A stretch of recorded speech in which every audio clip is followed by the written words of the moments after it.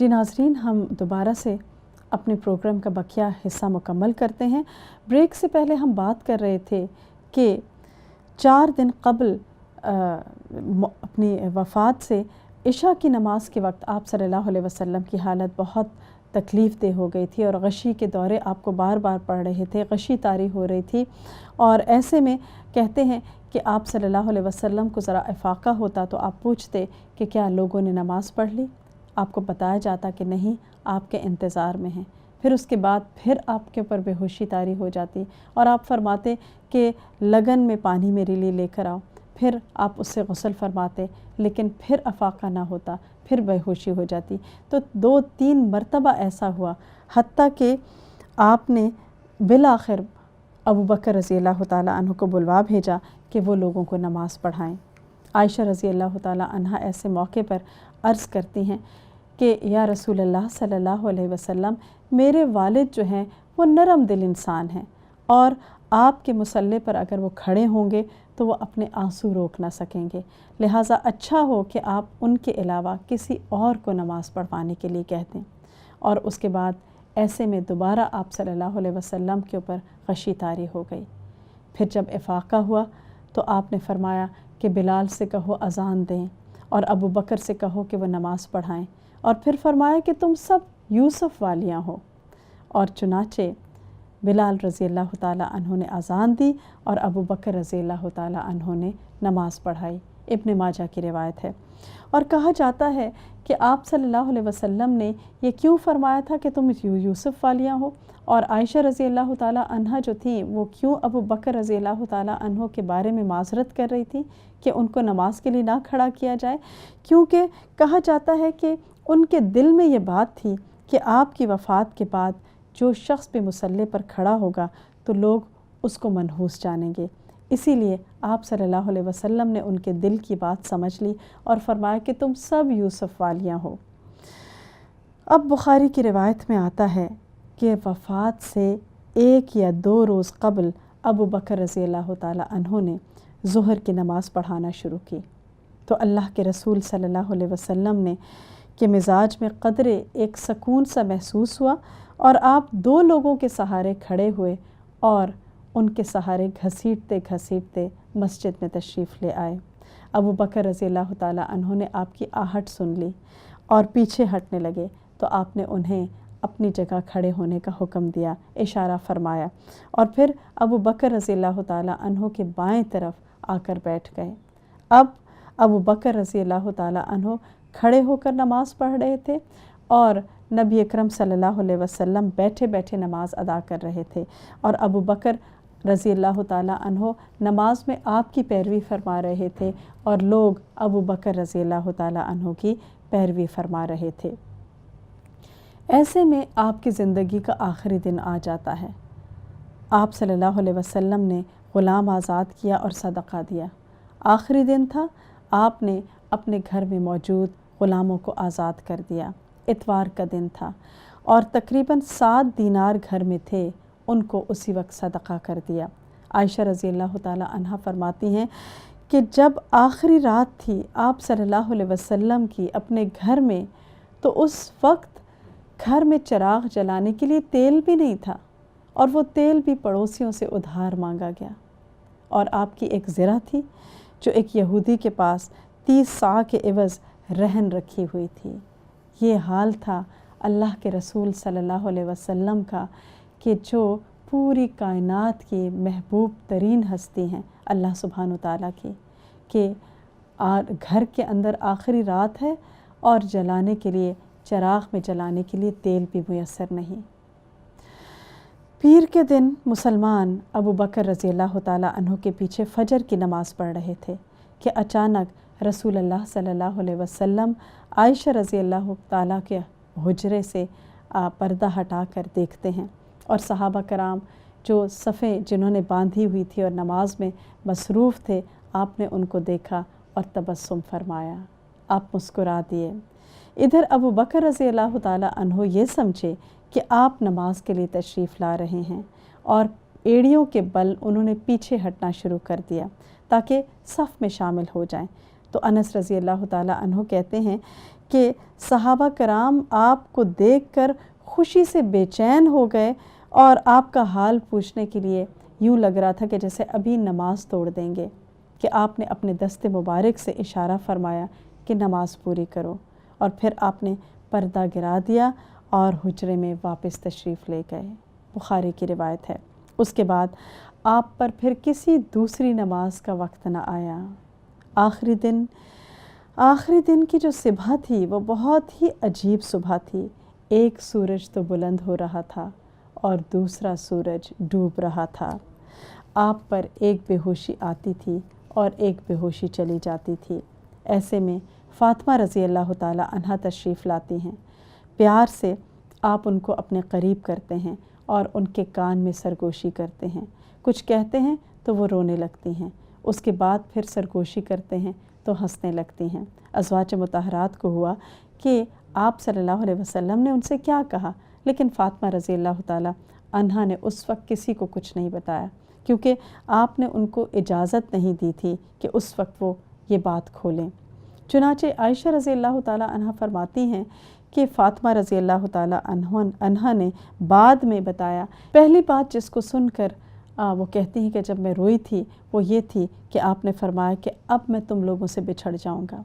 اور میں رو پڑی۔ پھر آپ نے فرمایا کہ اپنے خاندان میں سب سے پہلے تم مجھ سے آ کر ملو گی، تو میں ہنس پڑی، خوش ہو گئی، اور آپ نے یہ بھی بشارت دی تھی کہ تم جنت کی عورتوں کی سردار ہوگی۔ اب آپ جس شدید کرب اور تکلیف میں مبتلا تھے اس کو دیکھ کر فاطمہ رضی اللہ تعالی عنہا بے قرار ہو اٹھی اور فرمانے لگیں کہ ہائے ابا جان کی تکلیف۔ آپ نے فرمایا کہ آج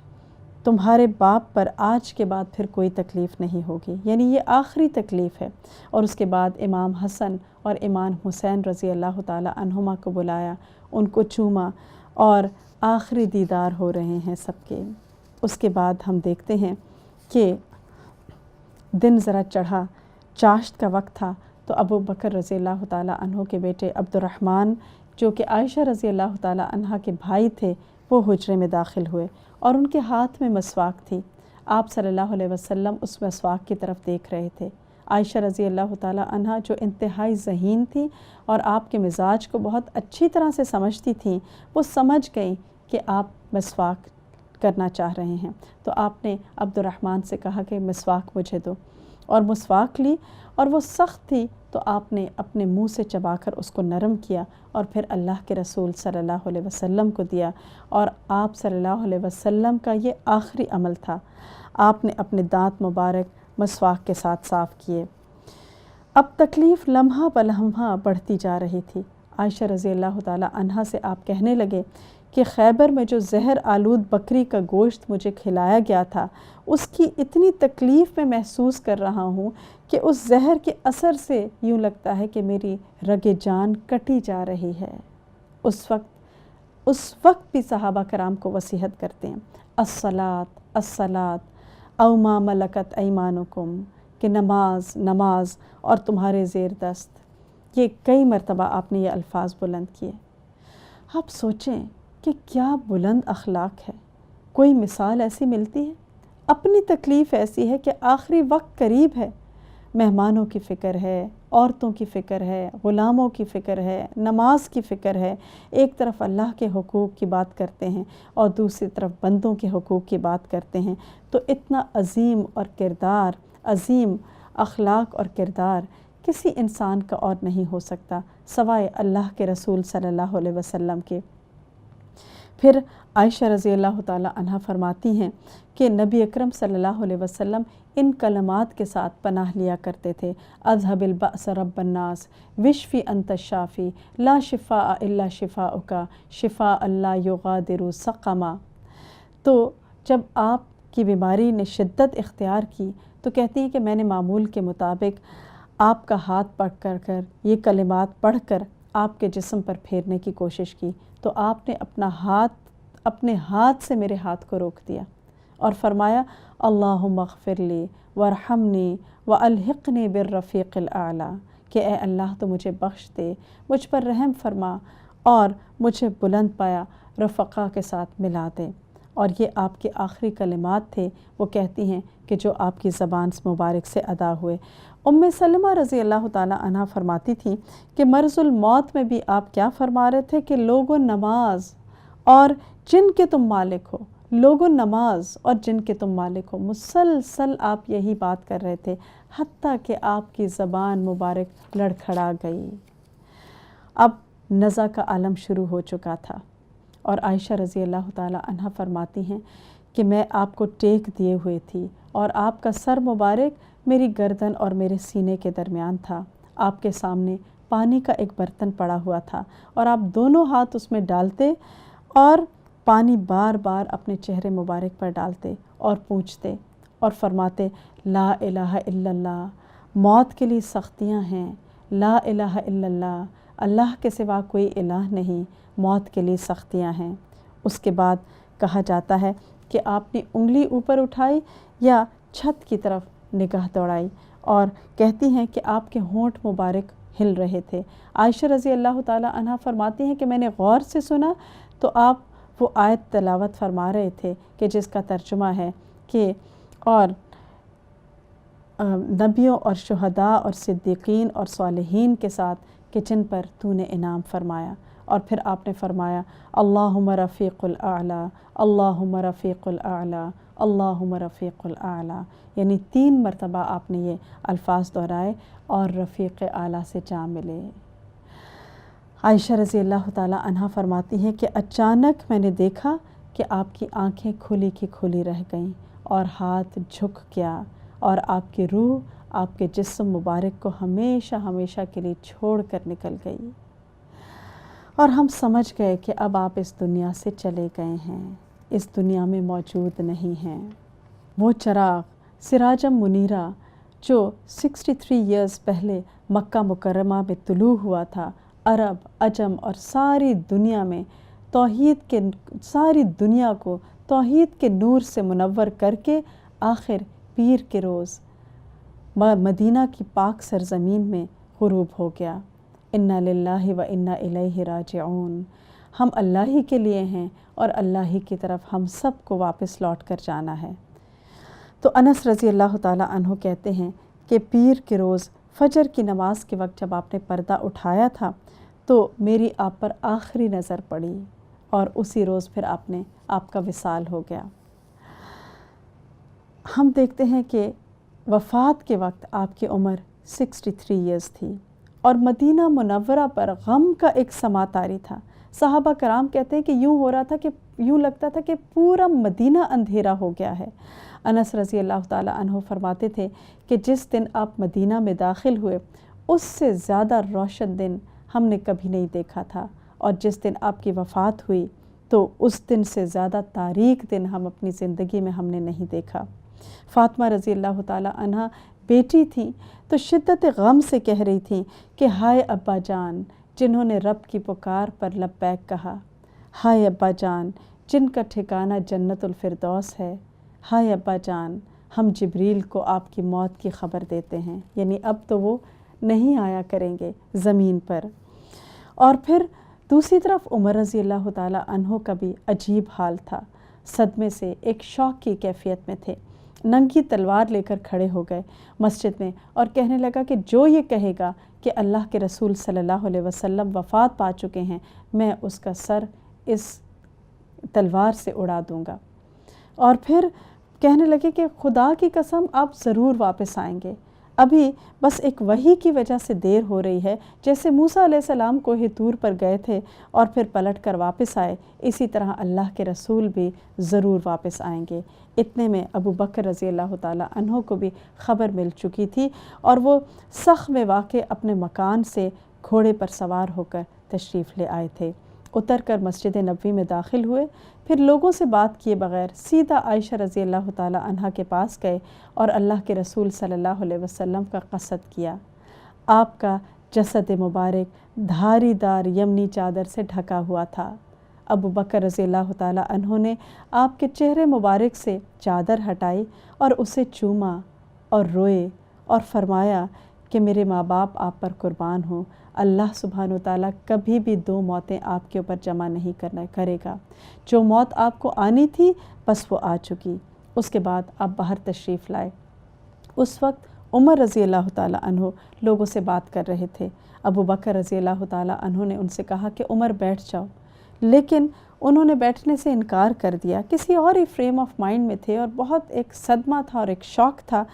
تو اب صحابہ کرام عمر رضی اللہ تعالیٰ عنہ کو چھوڑ کر ابو بکر رضی اللہ تعالیٰ عنہ کی طرف متوجہ ہوئے، تو انہوں نے فرمایا کہ اما بعد لوگو سنو، جو محمد کی پوجا کرتا ہے وہ جان لے کہ آپ فوت ہو چکے ہیں، اور تم میں سے جو اللہ کی عبادت کرتا ہے تو یقیناً اللہ ہمیشہ زندہ رہنے والا ہے، اس کو کبھی موت نہیں آئے گی۔ اور پھر سورہ آل عمران کی آیت نمبر 144 تلاوت فرمائی، جس کا ترجمہ ہے کہ محمد اللہ کے رسول ہیں، ان سے پہلے بھی بہت سے رسول گزر چکے، کیا اگر محمد مر جائیں یا قتل کر دیے جائیں تو تم لوگ اپنی ایڑیوں کے بل پلٹ جاؤ گے؟ اور جو شخص اپنی ایڑیوں کے بل پلٹے گا وہ اللہ کو تو کچھ نقصان نہیں دے سکتا، عنقریب اللہ شکر گزاروں کو جزا دے گا۔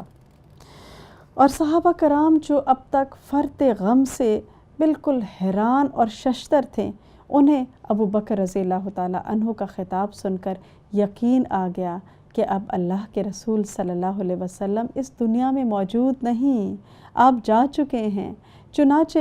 ابن عباس رضی اللہ تعالیٰ عنہ کہتے ہیں کہ واللہ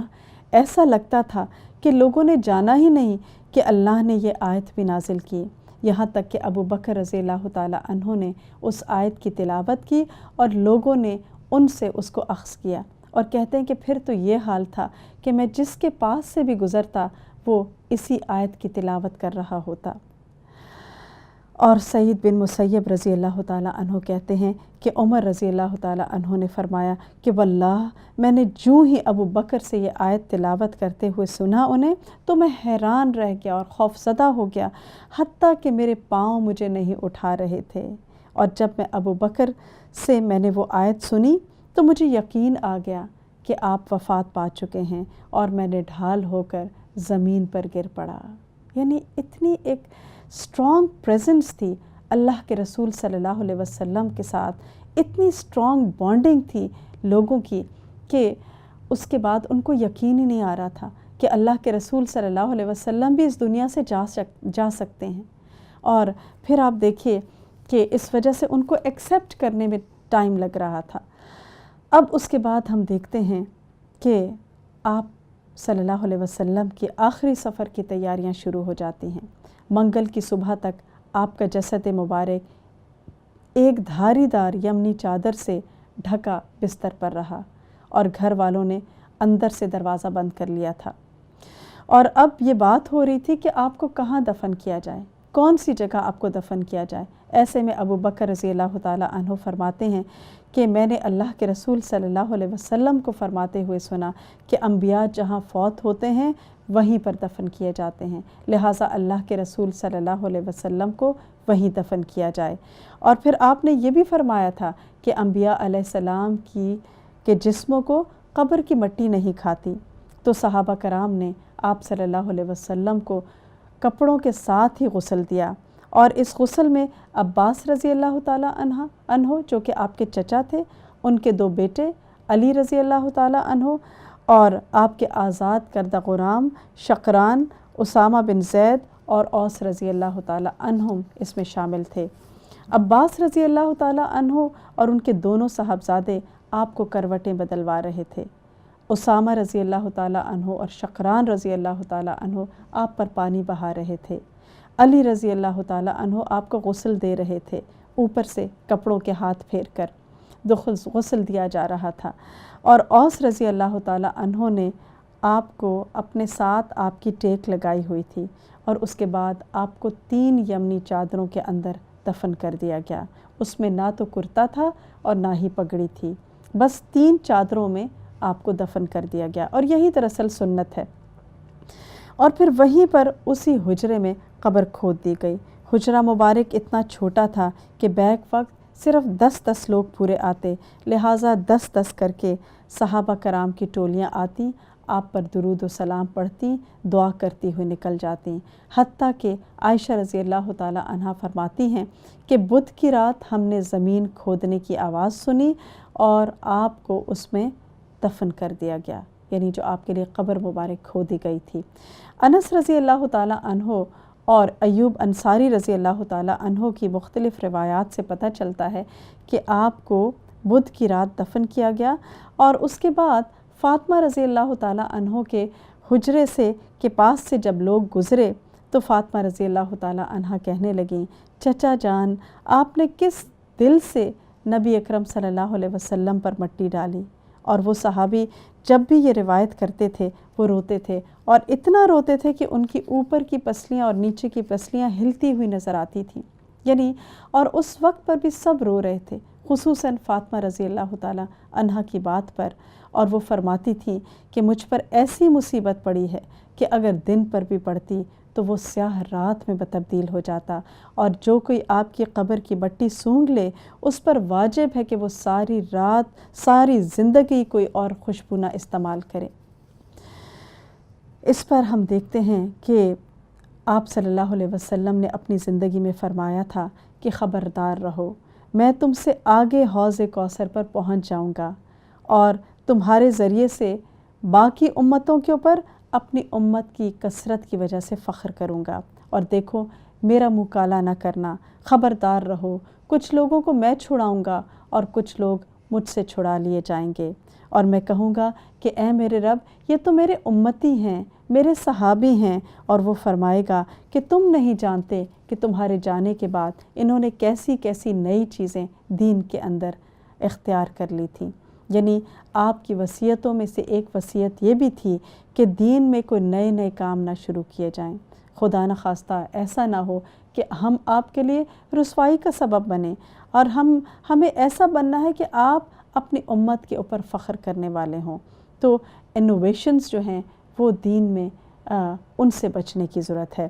اسی طرح صحابہ کرام فرماتے ہیں کہ سارا مدینہ تاریک ہو گیا تھا، اور ہم پر حسان بن ثابت رضی اللہ تعالی عنہ نے چند اشعار پڑھے، اور وہ کہتے تھے کہ جن کا ترجمہ ہے کہ آنکھ پوری طاقت سے بہہ رہی تھی اور میں اس قبر کے ڈھیر پر دیر سے کھڑا ہوں جس کے اندر احمد ہیں، اے قبر رسول تو مبارک ہے، اے عرب تو مبارک ہے، تیرے اندر نبی کی خوابگاہ ہے۔ اور اس طرح ہم دیکھتے ہیں کہ آپ نے اپنا مشن مکمل کر لیا، آپ کا مشن مکمل ہو گیا، اور یہ کوئی آسان کام نہیں تھا، یہ جو کچھ بھی ہوا اس طرح سے ٹھنڈے ٹھنڈے نہیں ہوا جیسے اب ہم بات کر رہے ہیں یا تاریخ یا سیرت کی کتابوں میں ہمیں ملتا ہے، بلکہ اس کے لیے اللہ کے رسول صلی اللہ علیہ وسلم اور ان کے ساتھیوں نے ایک ناقابل برداشت طوفان سے ان کو گزرنا پڑا تھا، اور اس سارے عمل کے دوران آپ اور آپ کے ساتھی جو تھے وہ ایک کڑے امتحان کے معیار کے اوپر تھے، جس کو قرآن پاک میں زلزالاً شدیدہ کہا گیا ہے، شدید ہلا مارے گئے تھے وہ۔ تو حقیقت کیا ہے کہ دین کو مکمل کرنا اور تمام ادیان پر غالب کرنا انسانی تاریخ، ہسٹری آف مین کائنڈ کا ایک مشکل ترین پلان تھا، اور اس نے انسانی روح کو بالکل بدل کر رکھ دیا۔ امریکہ میں ایک انسائکلوپیڈیا چھپا ہے جس کا نام ہے مین اینڈ ہز گاڈز، انسان اور اس کے معبود، اور اس کتاب میں مختلف مذاہب کے اوپر ریلیجنز کے اوپر مقالے لکھے گئے ہیں، اور ایک مقالہ اسلام کے اوپر بھی لکھا گیا ہے، اور ایک عیسائی مقالہ نگار نے اسلامی انقلاب کے بعد پیدا ہونے والے جو عظیم نتائج ہیں ان کو اس الفاظ میں بیان کیا ہے کہ اس کے ظہور نے انسانی تاریخ کے رخ کو بدل کر رکھ دیا۔ It's advent change the course of human history,